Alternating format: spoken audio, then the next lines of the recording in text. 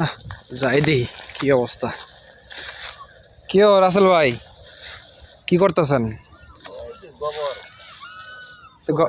তো গোবর শুকাইতেছেন?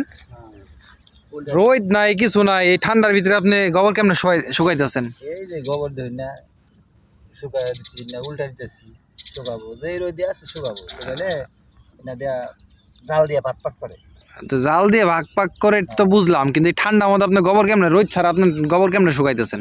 আজকে রোদ কমে উঠছে। তো এই গোবর শুকাই কি ভাত পাকাইবেন?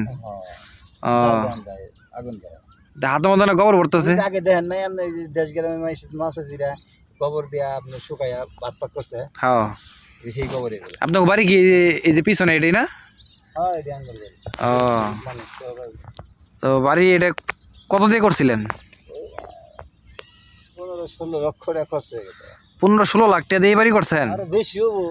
তাই নাই? হ্যাঁ ও তা আপনার জমি জানি কোনটি?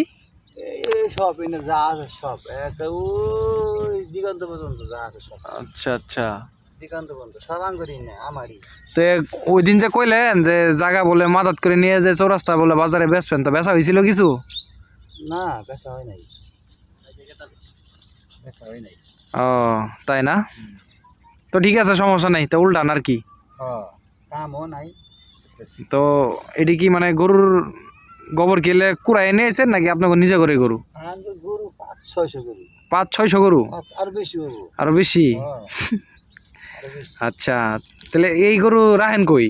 এই গরু রাহি মনে করেন যে গরুর আরো জায়গা নাই গো, এই খেতে রাহি পুরা 5-6 তলা বিল্ডিং আছে রাহি। এয়ারপোর্টে নিয়ে রাহি, এয়ারপোর্টে তো আমার মেলা গরু, এয়ারপোর্টে নিয়ে গরু রাহি।